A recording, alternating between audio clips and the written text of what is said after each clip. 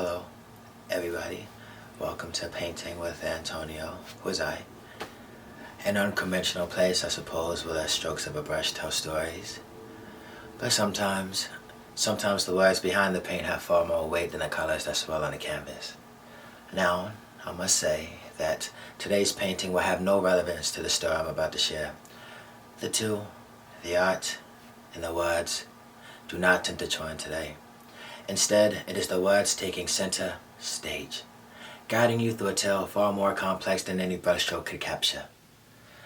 Now, this is my first video, so let me begin by saying that it is not the usual light-hearted introduction that you might expect. Instead, I want to dive into something deeper, something that many overlook, something that is deemed normal, but is, at its core, fundamentally wrong. Now, I would also like to say that I am not a professional painter, nor will I ever claim to be a professional painter. I just paint for fun in my free time. So let me end this talk by saying let's begin painting. I don't really know. I don't know how to end this, but this is my first take and I'm not doing this shit again. So I'm just going to awkwardly lift this up and just slowly walk to it. And I'm not retaking this first take. However this shit came out is how it's going to come out. And yeah.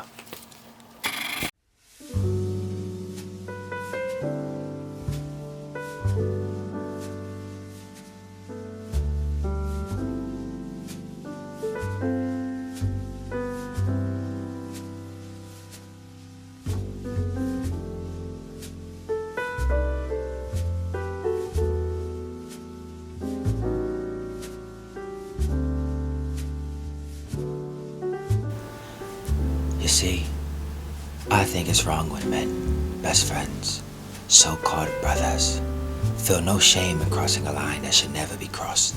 When one of them, without hesitation, begins talking to, messing with, or even sleeping with a woman who once held significance to the other.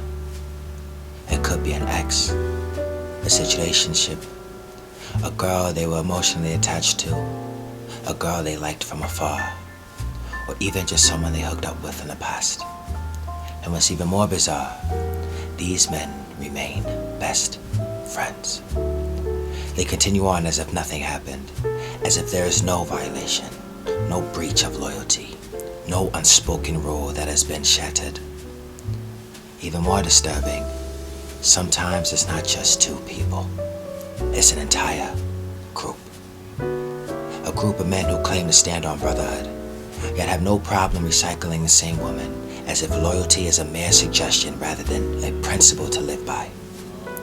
It makes one wonder, do they truly respect each other? Or is the bond as shallow as the desires they chase? Is this true friendship? Or is it simply convenience masked as loyalty? Because a real friend or real brother would know that some things are sacred, some lines should never be crossed, and yet here they are, acting as if none of it matters. The complexities of friendship, loyalty and betrayal, how utterly fascinating.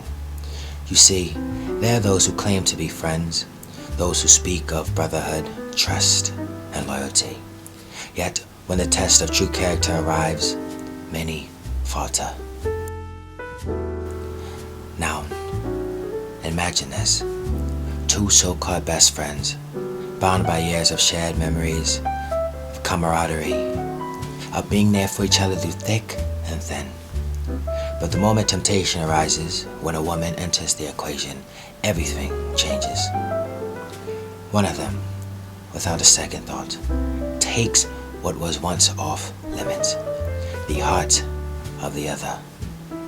A woman, mind you, who held emotional weight, who was cherished, perhaps not in a conventional sense of a relationship, but cherished nonetheless. What does this say about the bond? Is it truly one of trust and respect? Or is it merely an illusion, a fragile veneer of brotherhood that crumbles when tested? And what's more curious, no one seems to bat an eye. The friends still standing side by side, as if nothing ever happened, as if loyalty and morals are mere words, easily cast aside when one seeks their own desires. But here's the thing, my dear audience. True friendship cannot exist without respect, without boundaries, without knowing that certain things are simply sacred. And if you cannot uphold that, then perhaps you are not friends at all.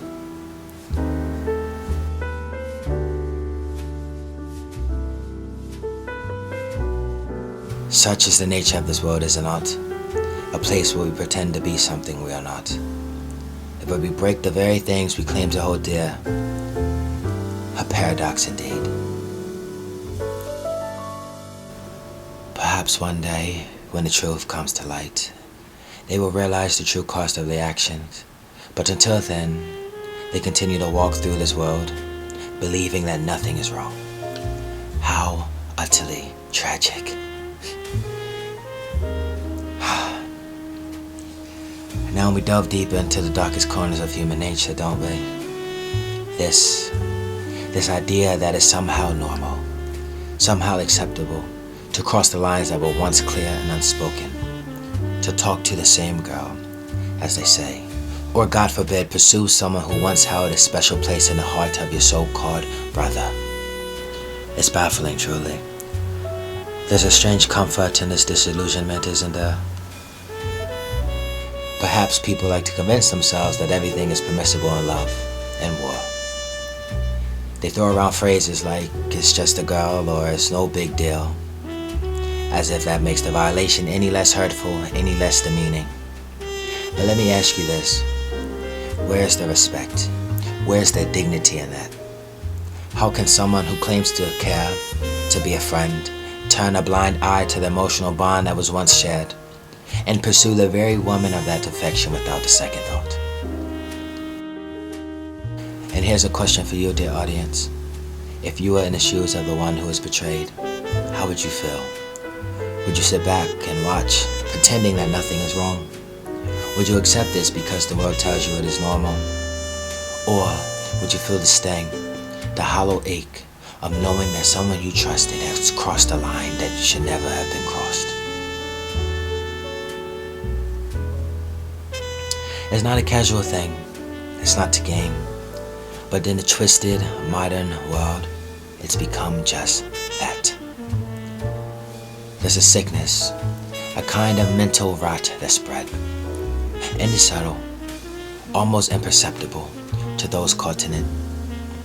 It's the idea that feelings, loyalty, and respect are optional. That you can share the same space, the same connections, the same love interests without consequence. But let me make one thing perfectly clear. When you break the unspoken trust of a true friendship, it is not just a misstep. It's a fracture. A wound that never fully heals. And yet, they go on side by side, laughing, drinking, pretending nothing has changed, as if they are oblivious to such betrayal. How do they live with themselves? How do they still share that bond knowing the ugly truth that was happening behind closed doors? Perhaps they tell themselves that it's normal, that this sort of thing happens all the time. But let me tell you something. What may be perceived as normal, just know, normal is not always right. Normal is often the very thing that keeps us trapped in cycles of betrayal and deception. It's easy to accept a lie, to turn a blind eye to the wrongs we commit, because it's more comfortable that way, to justify actions that should never be justified. But what they fail to realize is this: the foundation of every true relationship, be it a friendship, a family bond, or a romantic connection, is trust. And once that trust is broken, even if it's not outwardly acknowledged, the cracks are there. The resentment lingers, it festers. So here they are, two supposed best friends, still standing shoulder to shoulder, acting as if nothing has changed. But inside, they know. They both know. There's no coming back from that.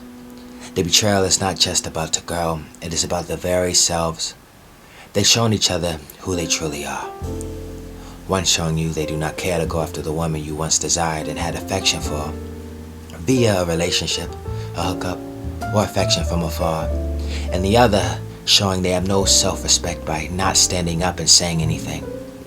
To act the two O's. Okay and oblivious.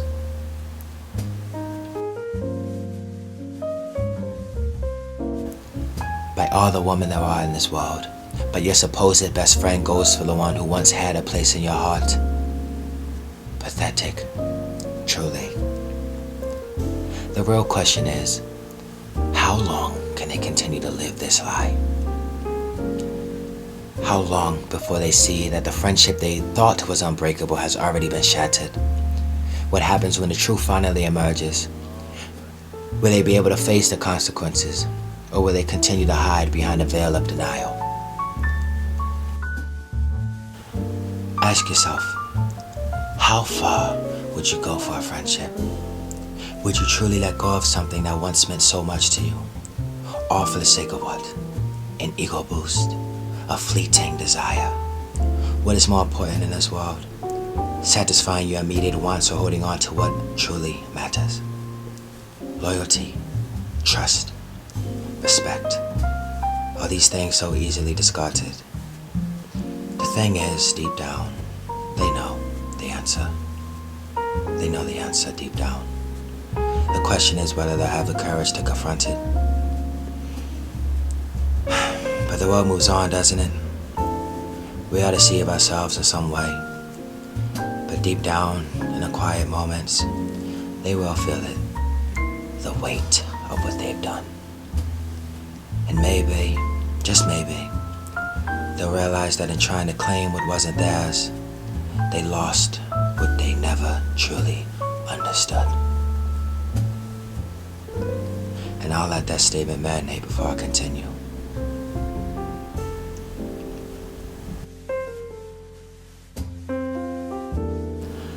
Now, to speak of the same situation from a different lens, let us look at this from the perspective of a woman. A woman who may also find herself caught in this tangled web of betrayal. A woman caught in the same trap. You see, it's not just the men who play this game. Oh no, women too can fall into the same cycle.